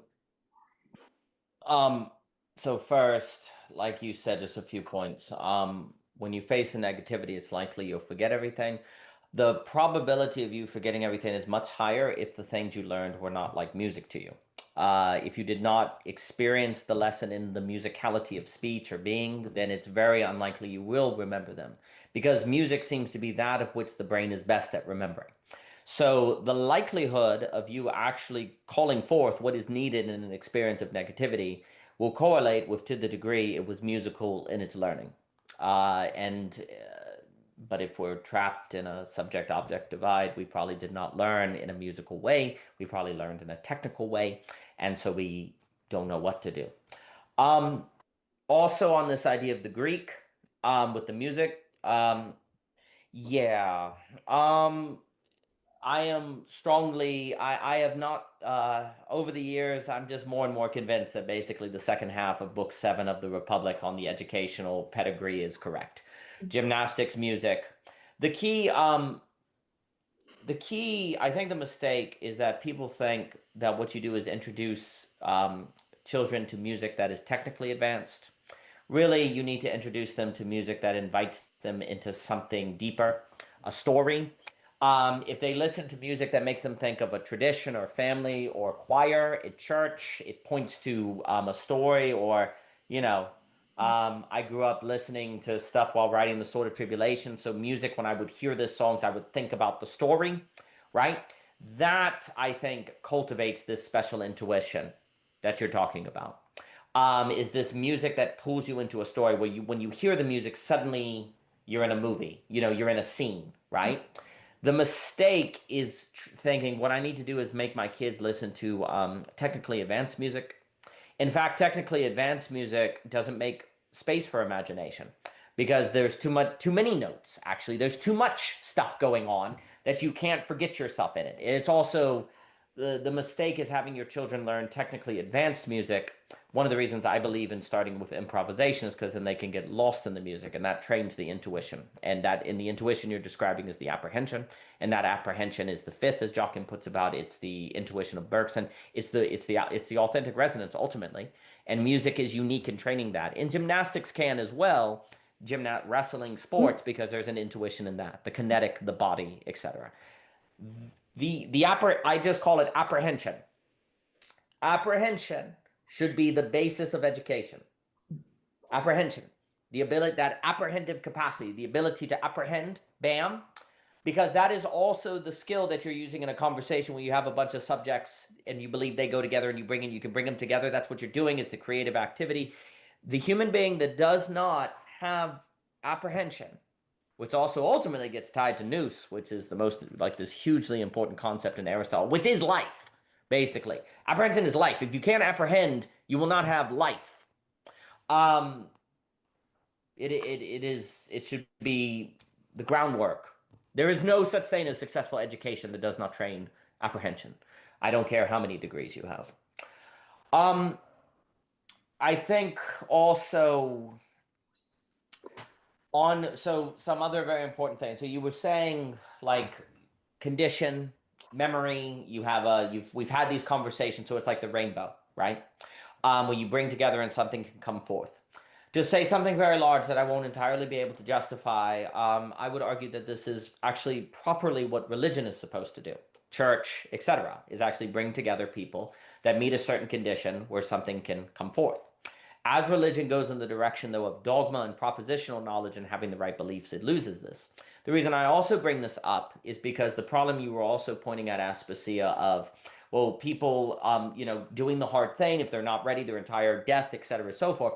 I would argue religion exists as basically the social structure to actually meet people in different situations so that they can process gradually through these different things, right? Like religion is, because also you made an important point. So there's conditions that have to be met, and then there's the sublation where you don't know the result. What if you have a sublation and find out you don't care about money, right? Because you don't know the result. Well, fortunate for you, your church taught that the rich man may not get into heaven. Oh, so then the people that loved you just for your money, they've been hearing that sermon as well, and you transformed, and they can't be so quick to say you're in the wrong because the holy book said that the rich man actually might not get into heaven. So there's a container for the sublation that is preparing the entire community for the ways the people around them may change in surprising manners, right? While also creating a condition for things to surprise, right? So as you lose religion, this becomes way harder. As people don't follow the same holy text, like if everyone who loved you for making money had heard the sermons about rich people not necessarily getting to heaven, they may not like the fact that you no longer care about money, but they have that memory of those sermons to balance them, right? That they have to wrestle with, right?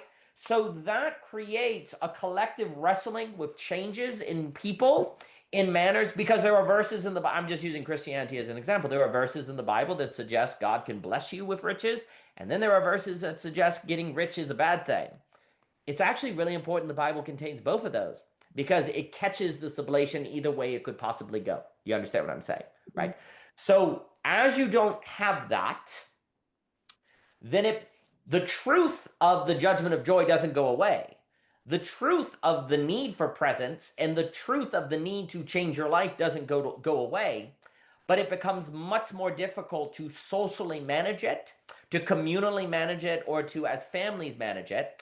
And a lot of what's happening now with philosophy and psychology and psychoanalysis are basically trying to reestablish a container around the collective by which people can be caught in their sublations that we don't know where they're going to go, and that can increase the probability of average people meeting the conditions so that things can arise that surprises them and they prove able to handle it, right?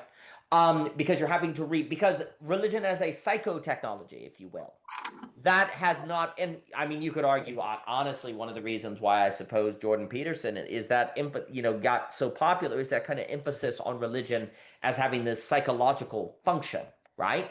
I think he's correct with that. Obviously, we could, I'm not gonna, I do think there are limits to that. But the direction, the intuition is proper, right? People like Philip Reeve and all Berger and all that talked about. But I'll stop and pass it. Basically, religion binding is the container to socially create the conditions of dealing with this problem of, like you're also saying, like the Bible teaches don't be a hypocrite. So you're like, I'm telling people to do this, but am I doing it? Oh, you kind of know you should be, right? You don't have religion. You may be like, well, who cares if I'm not doing it? I'm making money and who cares, right? Like you could actually, that would be the sociopath, right? You could just exploit it, right? Right? Well, the religion would be like, can't do it. So this creation of a container, like when a lot of people have thought about religion too much in just a moral education or communal education or whatever, but thinking of it as this psychological container of the problem of levels, you could almost say, the problem of different situations and the not knowing of sublation. And the fact that different people, like for one person, making money could be the negativity they need to face, where another person not making money could be the negativity they need to face, right? And it could vary between different peoples. Religion can capture both of those stories, actually. It can help provide structure and communal understanding for both of those possibilities, right? As you lose that, it indeed becomes more difficult to have ego deaths. It becomes more difficult because you have the problem. If I have an ego death, what if nobody in my family understands it? What about if nobody in my community understands it, right? But at least if I have Jesus saying that the world won't understand you, and the family knows that as well, as you're undergoing an ego death, they don't know, they can take it to God, right? Or they can turn it to prayer. So that can create a certain space for not understanding it. You don't have that. This guy's going through an ego death. Well, he's just a freaking moron, or he doesn't care about us. You're like far from. There was this idea that if you get rid of religion, it kills ethics. No, no, no. It multiplies ethics. It unleashes ethics. Now everyone is trapped in their own individualized ethic that they're using to judge the sublations of everyone else that they don't understand, and everyone then you get hatred, because hatred is ethical. Like, it's hard to get hatred where you have apathy. So if everyone is having these different sort of understandings of what everyone else is doing, and there's no collective container for all of those surprising possibilities, hatred becomes more likely. Hatred becomes more likely because there's an ethical charge that has nothing to diffuse it, communally or socially. And so everyone becomes hikikomori to avoid it. Everyone withdraws. I have more things to say, but I'll stop. I have to go and pick up my kids in about 15 minutes. I should probably go to bed in 15 I minutes. usually say that and then I pass it on to Seth. I usually I'll jump in with one thing I wanted to say. And I do love how when we come to this place, the things do seem to return. They do. And that's what I was going to say. And this is another musical term, is call and response. Yeah. And earlier when you were speaking, Aspasia, you said something like, oh, Seth, when you brought in those other topics, it was like the rainbow, which Daniel had spoke. And when you said that, whatever anxiety I had about having brought those, I felt it actually dissolve when you said that, because I felt you give back to me the thing that I called out with, not knowing if there would be a response. And then I received the response. And I mean, this would seem to be like, I could imagine all kinds of chapters in Belonging Again where we could talk about this, right? Because I go into a different room and I do this and I don't get the response. But I do think that, yeah, I mean, again, just in my own first person experience of this conversation, if it went in many different directions, but there was no direction it was supposed to go in the first place, part of what I can leave with is at least within this context, you know, the feeling that even what I thought we were doing is not as constrained as the previous idea I had. And, you know, of course, everything that's great what you were saying, Daniel, about the sublation could go in either direction with these things, right? And that religion can sort of be a container for that. But the other thing, there's a thing from the last conversation which I didn't say, and I literally thought of it because I think earlier Aspasia said, I've been thinking about something I didn't say in our last conversation. It's a different thing. But we were talking about saving energy versus spending energy, and then discovering that you can create energy.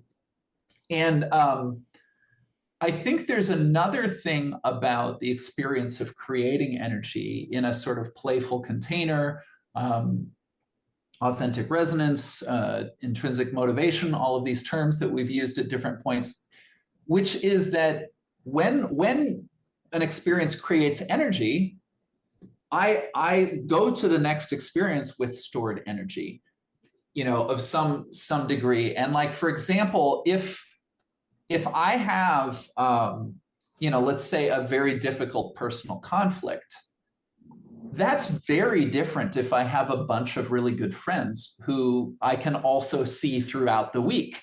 And then when I go into the, you know, conversation with that one person, like, yeah, it could still be very important and I could be very stressed out about different things, but it's like, I just have this resource and I might go talk to my friends as if they were therapists and ask them to give me their advice, but I might just spend time with them and go, oh, it's easy to be with these humans, and it reminds me that, you know, ease is possible for me among others. And then when I go to the difficult person, um, it's maybe not as difficult just because I have this other experience, and that, you know, the next hour might be rough, but later I'm going to see those other people, and, you know, like, this doesn't, you know, just that kind of thing. And I mentioned that as part of like a, I don't know, like a model of mental health, or a model of, you know,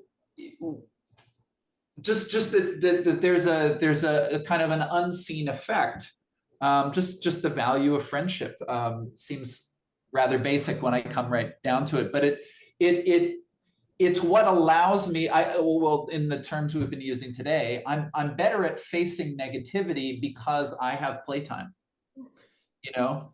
um so yeah, I'll maybe leave it there because I know we're about done, but I've really enjoyed this today with both of you. Me too. It's a lot, like what you're saying. It's a lot of pressure to put on one relationship that this is going to be where I do everything. This is the relationship, and you, the other person in it, other person where, like, you know, we're going to do conflict and play, and like this is where I work out everything. I think it's too much pressure for one relationship. It's important to have. I think this is also the importance of friendship, to have that loosening up that comes from different styles of interactions, and different, I guess, different experiences of rainbows, if we're going to put it in that, like different, you know, it's so important. That's a real, and I mean, this goes back to everything we've been talking about, but that's a real problem today, actually, that maybe we could talk about another time.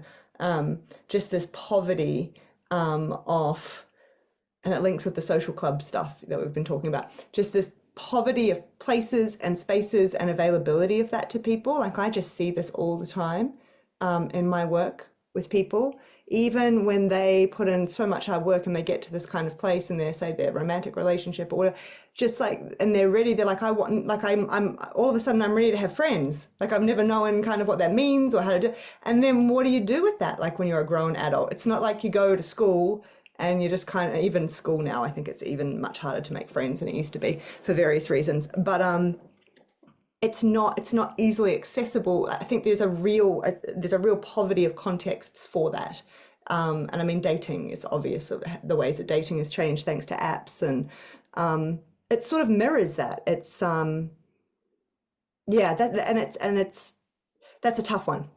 That's a tough one. So I'll just leave that tough nut to crack there at the end, as a signal for next time. This has been extraordinary. I've loved it so much, and I'm so thankful that we could just throw all the stuff out today and trust that there's the rhyme that catches it, and the light that shines through it, and the experience we all have because of that. Yeah. No, I've enjoyed it immensely, and I would just say that this point on friendship giving you energy to handle negativity cannot be overstressed. There is currently a friend session going on as books like Lost Connections will say people don't have friends, and simultaneously you have Han talking about burnout. So there's the burnout society. The secret is those things actually go together. Is because one of the reasons you're burned out is because you don't have energy, but you don't have energy because you don't have friends, but then you don't have the energy to get friends, and you get the self-feeding cycle that goes on, and those like burnout and the friend session feed one another. Also, too, if you, as you descend, everything heads toward Hikimoriism, then what ends up happening is you get less energy because you have less friends. And since social negativity is now harder because you do it less, you now need more energy to do it, but you're simultaneously cutting you off from the source of energy to do that thing. And that's why it has this self-enclosure logic. That's how hell locks itself from the inside, right? And the issue also becomes, I think, basically friendship follows from things that are not handed off but handed down. Like how to be a friend, it has to be handed down to you. And also you need spaces like churches and religions to even teach you how to do it, right? Or to meet people or things like that, That's right? exactly what it is. That's exactly Yeah. what it is. And so if you don't have that, then you're going to feel more tired. You're going to feel like you have less energy. And then when comes along and says, well, we're just going to give you a robot maid and we're going to have an AI that's going to take away all labor, you say, well, that's my only hope then, because I have no energy to do anything. And so you've And fallen for my the, friend, the robot's yeah, and it's my friend. They don't judge me, right? So all of this is kind of leading you into just basically accepting the technological essence, right? As Nick Land and Heidegger and Ivan Illich warn about, right? It all is a similar sort of going in that direction, right? If we are going to do alternative, we're going to have to create energy in different ways. And I think friendship is strongly tied to that. But sustaining friendship will also require you to handle the judgment of joy. Because if friends, you create joy, that is going to bring a certain judgment on you. But judgment does not necessarily have to lead toward misery, right? Because a judgment can also be inspiring in the sense of if you experience the joy and you have a sense on, oh, you must change your life. That wonderful. I have direction. Wonderful. I actually know what is possible, so it can open things up, right? And then freeing. I was going to then say, it, it can be a freeing from confusion and yeah, ambiguity of yeah, applying that is actually deadly. It is not. Yeah. yeah. People actually want judgment because they want to get out of the ambiguity, right? You actually seek to actually know things. So that's why judgment and joy can go together, and it's not necessarily a negative thing because Mm. joy can also give you judgment in the sense of actually giving you direction. That then, as you go in that direction, you come back and you say, "Yes, indeed, this is joy." Like the judgment of joy is precisely so that you will become one day to be equipped to actually be able to judge that indeed this is joy. And therefore, you sustain it then and you don't leave because once you're able to gain the capacity to judge joy and keep it, well, then why would you do anything else? And now you have a community. Now you have an ever creating energy source. Now you have a sustaining of what it is to be human. But I very much enjoyed this. Thank you. Thank you all. I don't know where the time went. It was musical. It was very musical. And I did my bad dance moves, and I'm so thankful. Me too. And Thank you guys. I thank appreciate you. it. Yeah, have a nice night. Well, Thank you for staying you up so too. late. Of course, anytime. And Thank you.